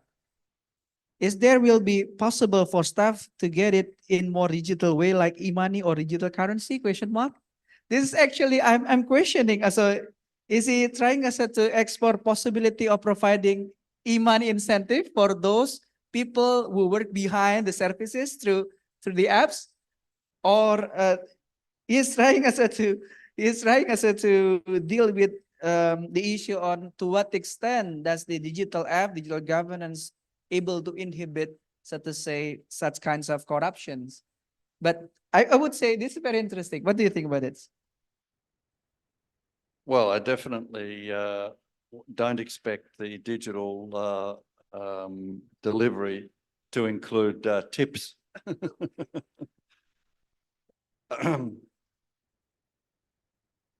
But whether or not it will remove what we might call regular side payments or cash incentives, probably not. I think what it will do is make it easier for citizens to access certain services without person-to-person contact. We were talking on the way in about the problems customers or clients have in sometimes booking an appointment to see a doctor or a social worker and so on. So their habit is often to go into the office and wait in the queue for an hour or 2 hours or 3 hours because they don't trust ringing up and trying to make a booking, and they don't yet trust automated appointments systems online. Yes, that is a challenge, but the more effective those systems become, the more people will hear that they do work, the more they will use them, and then you don't need to pay somebody to get it further up the queue, or in some countries you can pay somebody to go and stand in the queue for you, and then they call you when it's your turn and you go and have the appointment. This kind of thing just starts to disappear. But you know, it's not this. We're not talking magic. You can't change all of human behavior just because you change the tools.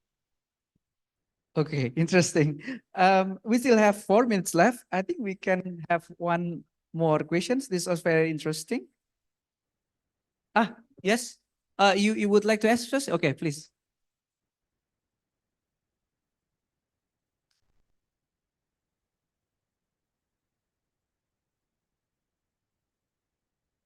I'm Ikhwan Stumeng of DPDRI.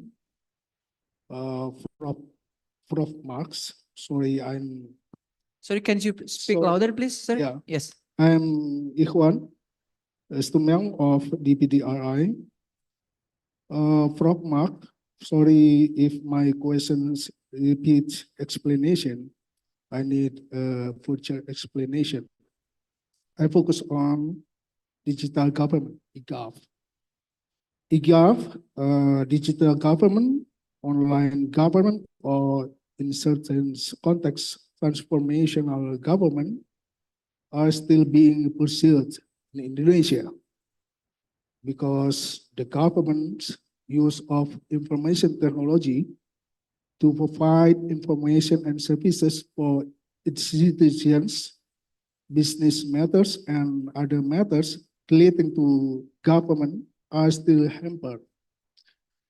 The good news is that eGov is starting to be applied to the legislature where I work, judiciary or public administration, to increase internal efficiency, deliver public services, or democratic government process. This is a total football questions. If the benefits of eGov are increased efficiency, convenience, and accessibility of public services, what are your suggestions for Indonesia to make this eGov stronger? Terima kasih. So did you get the questions? Yes, please. Okay, I know we're very short on time, but thank you for another excellent question. I would say my answer is in 3 steps, in 3 levels. I think the first one is that the digital tools are have a very positive impact on information management, on data management, on things that we used to do. Anything we used to do on paper can now be done better on a digital format. It's quicker, it's more reliable, and it can be more easily interrogated. And a lot of public services are already benefiting from that very basic kind of e-government activity. Secondly, we've already seen the development in most countries of transactional e-government. You want to pay a bill, you want to make a booking, you want to do something that used to involve seeing a person. Now many services which are not controversial, that are very systematic, more and more of that is moved over to a sort of e-governance area. But as most of the discussion this morning shown, the big challenges are all in what we call the adaptive services, where the individuals have different and more complex stories. One village is not the same as another village. Communities have different stages in their development, and the services have to be adaptive to that. So most of this morning's discussion is to say, well, in that situation, these are still, this is e-government or digital governance driven by the humans, where there's still judgment, but hopefully the level of judgment can improve because more of the transactional work is done quickly, is done sometimes by the user. And finally, as I said in response to the other question, in the adaptive services area, like education, it's good for us that the students are online talking to one another and exchanging feedback on our classes and which university they think is good, and actively performing a role of quality management back to the service. And digital will make more of that possible as the years go by with all the services we deliver. Not all the users, but you only need a percentage of them to be active, and they effectively represent the rest. So that is the big potential bonus, I think. Okay, thanks, Pak Mark. I just received a notice that the notes that the audience would love to hear further from your presentation, because we didn't make a stop during your presentation report that, and they would love us to hearing more your presentation. So they give us another 60 minutes extra time for the discussion. They really love it. So would you mind us to continue your presentation so we can have a further Q&A afterwards, please?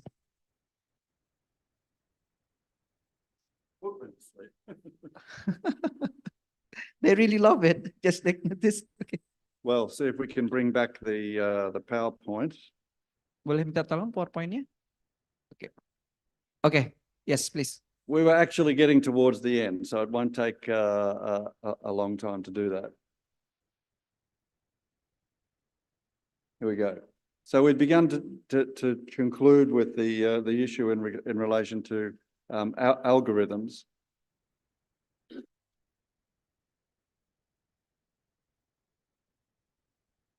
This way. Okay, you remember that we saw that diagram already. There's more people in the top and more machine-driven on the bottom.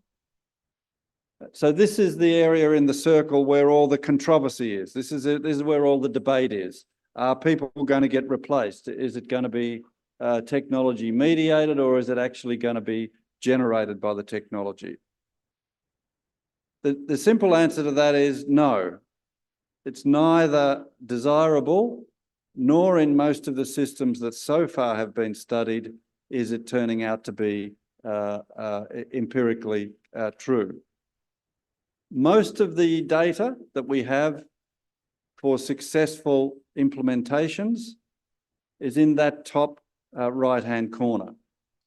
Those countries I mentioned before and many other studies that are published are showing that the positive benefits and the most significant investments are in technology facilitated, not technology replacing forms of digital governance. So that's the one that's, for the moment, most positive and where most effort and expenditure is going. So across the three areas that I mentioned as the components, virtual engagement, do we still talk to the client? Process automation, are we getting better efficiencies in our data management? And then the use of algorithms. We've seen in summary that there have been challenges and opportunities, and these are reflected in the many empirical studies that we now have. Let's just take the bottom one, the algorithm story, because that's the most controversial. The other ones, in a sense, we've covered in question and answer conversation. There's a risk of bias in the algorithm AI story. Machine learning and algorithmic adaptation doesn't reliably reflect the value positions of the public sector. Attempts to drive values is not easily turned into an algorithmic process. Judgments have to be made between competing values. We want to help people to be happier, but we also want to be fair and reasonable in treating people equally. We can have a loss of transparency, as we've seen. This terrible word, explainability. Algorithmic governance is very hard for people to understand because they don't know how the algorithm is exactly weighted. They just know what it produces. So that is not just loss of transparency, it's loss of even the ability to explain what's happening. And that's been a big challenge and a big movement to press back against the technical side. Risk of deference to the algorithm, well, I think we've seen that. So these are the summaries of where the data has taken us. So are we entering a new period, a totally new period of governance, where we've moved away from the old procedural model? We're now digital. Laws and rules are no longer the main driver, and we now work off the basis of patterns of information, and we control through computation. And the great virtue is better integration and this idea of joining up a kind of holism. What does the evidence tell us about this idea? We spoke to country experts in a number of places who've been studying this. I mentioned some of those countries before, like the UK, Denmark, and the like. Most of them spoke about the value of collecting and utilising more detailed information on citizens. They thought it was actually, generally speaking, a positive feature of this, that you could actually learn more about ordinary citizens than in the old model, and that could offer the promise of more tailored services. So yes, the experts were saying that is a realisable goal, and there is evidence that that can be achieved. But information is imperfect, and getting more imperfect information doesn't improve reliability. It's just more imperfect information. So the other thing they pointed out was there are still very big limits on how much you can rely on the data and how much you still need human interaction to validate what the program is doing. Translation of large amounts of information into usable formats is central to the idea of better coordination, but the digital interface can never fully replace the human interface. There's no examples of successfully replacing humans with machines in the delivery of more complex public services. The virtue of integration, different levels vary across different systems. For example, the UK had very little integration. These data were collected about 3 years ago. Denmark and Belgium had some, but nowhere near the optimistic level that some of the textbooks say, oh, we'll be able to join it all up, it'll be great, everybody will share data. No, that great hope, or from a cybersecurity point of view, that great risk hasn't, so far anyway, hasn't emerged. More likely to serve as a tool for benchmarking the quality of services or targeting them rather than replacing all of them.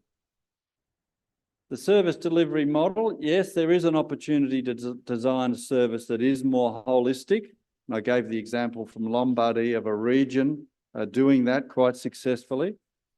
But collection and integration of information is seen as an opportunity for greater surveillance. People don't like that. So there are limits to how much they want to be involved and how much of their data they're prepared to have used in this way. And there's a push instead to see digital tools as a way of empowering the front end of the service rather than replacing it in all of those countries. So that corner turns out to be where most of the action is. There hasn't been a movement to that bottom corner. So it's not a new mode of governance, it's a hybrid. It's networks of control and efficiency. Digital governance is conceptually identifiable as a big new thing on its own, but in practice, it's not distinct from NPM, for example. It still has elements of NPM. It can still be bolted onto NPM type systems, and it has been. It does have some network joined up elements, but also it has robo-debt elements, where it's very much a poorly integrated model. So hybrid is the most likely outcome. And in the early days in this system, it's not replacing NPM, it's a sign of a digital version of NPM. So from an academic or systematic point of view, we haven't reached some brand new era. The more advanced countries, or at least the ones who've spent more time and money on it than the rest of us, and should be further ahead and giving us an indicator of where we're likely to go, they haven't arrived at that point. The experts who study those countries believe we won't arrive at that point. We're going to live in a hybrid world where exactly the same kinds of service delivery challenges that we have right now can be improved, but the human endeavour won't be replaced. Here we go. Okay, thank you, Pak Mak. So once again, I would like us to provide the opportunity to the floor, especially those who are attending us the session offline. If you have any questions, further questions, please. So during your last slide, so it seems that there is shifting as to the digital governance that emphasizing focus on service delivery. Yeah. So okay. So any questions from the floor today? Not yet. How about yes, please.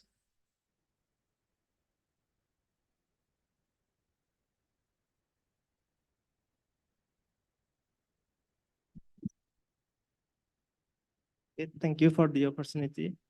My name is Anton from NIPA.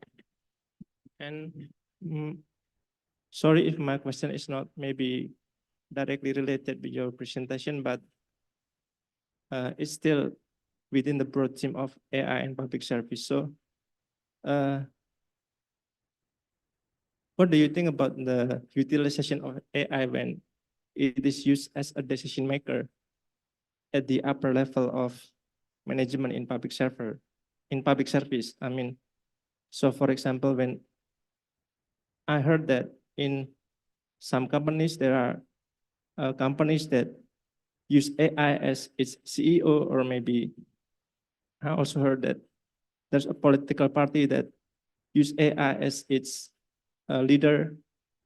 So is it possible to translate such phenomenon or practice in the public sector? And if it's possible, what are the requirements for it? Because I'm curious about such utilization. Thank you. I think that's all. Okay, thank you very much. We get the point. Is there any further questions? Yes, please, ma'am. Terima kasih. Izinkan saya menyampaikan dalam bahasa Indonesia. Saya sangat senang dengan saya diberikan kesempatan untuk memberikan pertanyaan. Saya dari Pusat Pembinaan Alat Kebijakan, Pusaka LAN, Pak Reza ya. Kami menyelenggarakan pengukuran IKK di mana dasarnya adalah kebijakan berbasis bukti. Namun kadang-kadang kami melihat ada ketidaksinkronan ketika buktinya sudah ada lengkap, namun kualitasnya kok tidak meningkat gitu. Apakah ini ada hal yang kebijakan itu seharusnya di Indonesia tuh nggak melulu harus berbasis bukti, tapi yang lain, yang ada faktor-faktor lain gitu. Karena tadi saya sebutkan tidak sinkron, sudah mengikuti bukti lengkap, kami desk evaluation sudah lengkap, namun kok kualitasnya tidak terlalu banyak berubah seperti Mas Reza. Terima kasih. Interesting. Thank you. Is there any further questions? Not yet. Okay. So please, so to the first questions, he was curious also about is there any concrete example that in situations where the top level decision makers really utilize the AI as the basis for making their decision making process, And in that case, in that success factor, so what are the determinant factors so that may make or encourage so that the policymakers to adopt evidence-based policies supported by the utilizations of AI? That is that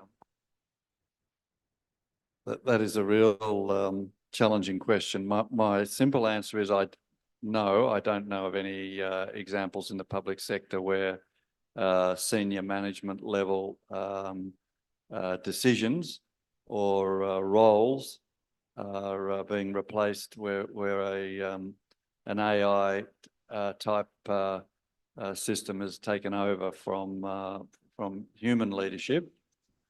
I do know there are many senior level tools, including generative AI. So in the AI as we used to know it, the algorithm is relatively stable. It's not designed to learn and adapt itself. There's human intervention to change the algorithm. If you want to, that's the robo-debt story. That was not a generative AI platform. It was what we now probably think of as old school AI. There's a lot of that, but that's a programming story where executive level government now is being required to be more accountable and therefore to be more knowledgeable about that. In the past, like robo-debt, some of it was done in the sort of middle level of the organisation. I think we are seeing much greater effort at CEO and senior management level to interrogate and to understand the basis of the technology that's being used. I think that's a good thing, but I don't see any indication that they're replacing. If anything, it's probably leading to the expansion of people in the senior team. We're now getting, chief technology officers, chief information officers. We're getting whole risk management and cybersecurity at that's more senior and senior level. So it's more job opportunities for senior people, not less. And I think that relates to a theme that we've talked about already, which is there's really two very different sides to the story that we're learning. One is the data side, where digital governance has tremendous capability, and the other is the judgment side, where it's more mixed. The generative technology is improving, and 5 years from now I might change my opinion, but right now the quality of the judgments that the generative models are able to make is nowhere near significant enough to replace managers' judgments and capabilities. Let's see if we're still talking 5 years from now whether the system has learned from us and then created new opportunities possibly. Okay, so I think it may take some time until the top level decision makers so believe. Yes, okay, thank you. And then so it brings us to the second question, which is very interesting. This also related with your last point about the data side, and so we still need some time until the AI can learn from experts and so judgments made by, so to say, bureaucrats and decision makers who have a vast and various kinds of experience as the base for their judgments. So here in NIPA, there is a so-called pusakalan, communities consisting of professionals who are interested in utilizing evidence-based policy practices to support the policy-making processes. And then the question is, based on their experience, they have already done so the EBP process, and then provided recommendation, it's implemented. But they were asking why, regards the fact that we have already implemented EBP, but the result is not that significant. This is actually very, very interesting because the same discussion happened during a class session that I facilitated with Alfie yesterday. Currently, we are hosting a summer course, so in our campus with and US students, and also some students from UI and Undip Semarang, we were discussing about this EBP as well. And the intuitions, among others, is actually part of the so-called non-EBP approach. And then I did a quick survey among the students. There were around 20 students asking, do you think EBP 100% guarantee produce superior results than non-EBP approach?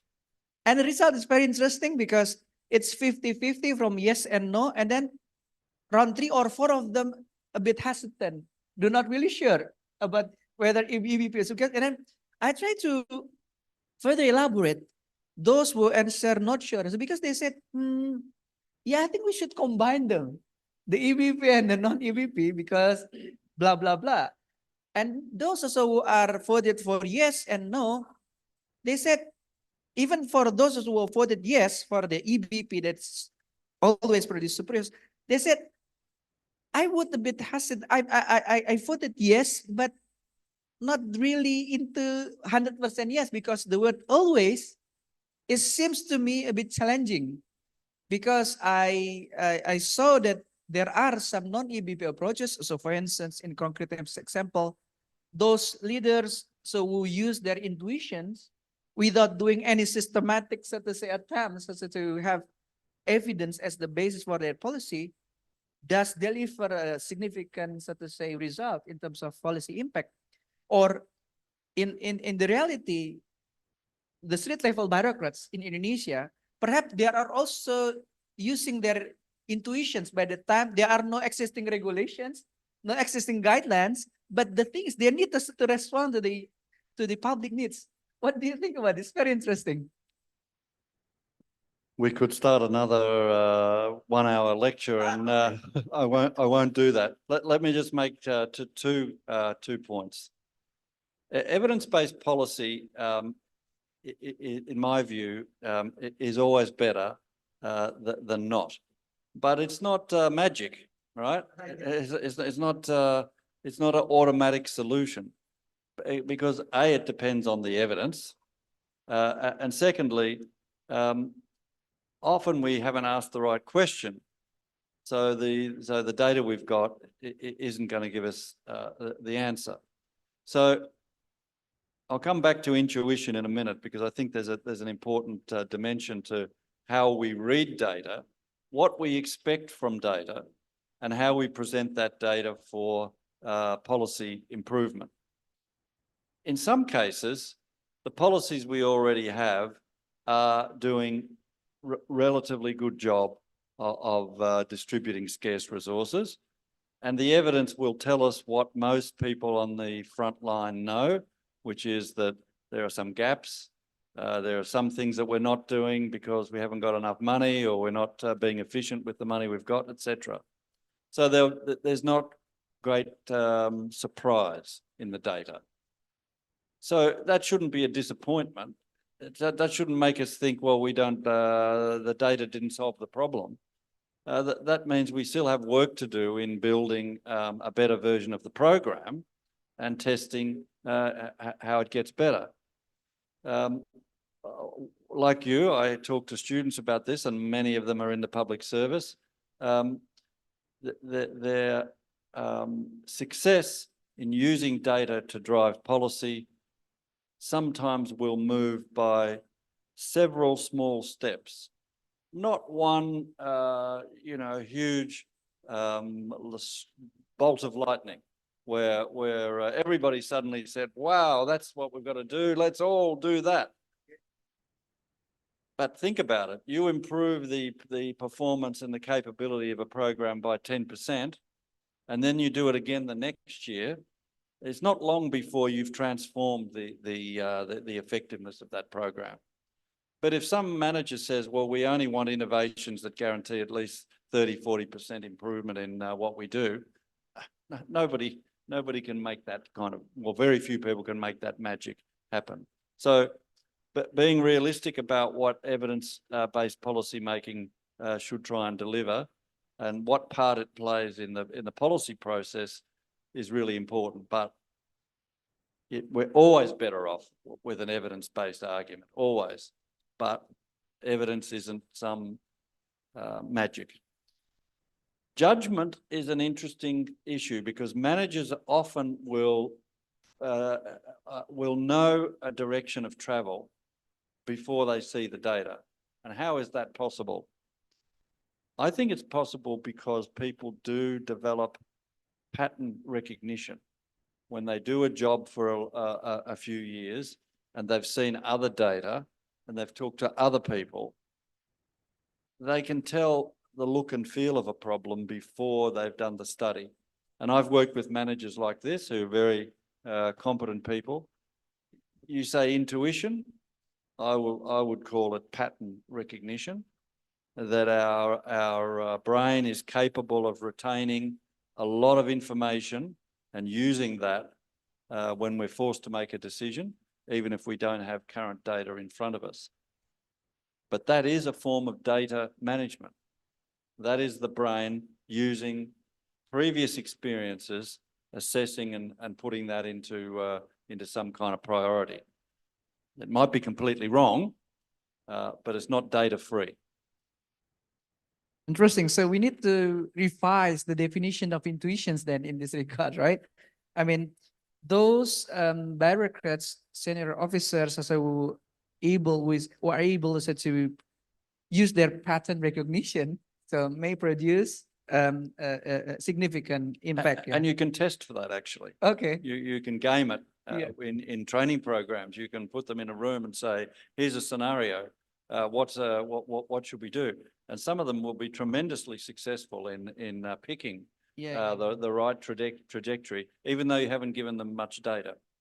Interesting. So one of the students even say that perhaps, so in this, what do you call it, pattern recognitions among the, so to say, senior bureaucrats who have so many experiences, we can call it EBP as well, because it is testable and then it's that we can test it, and then it is part of the EBP that he said.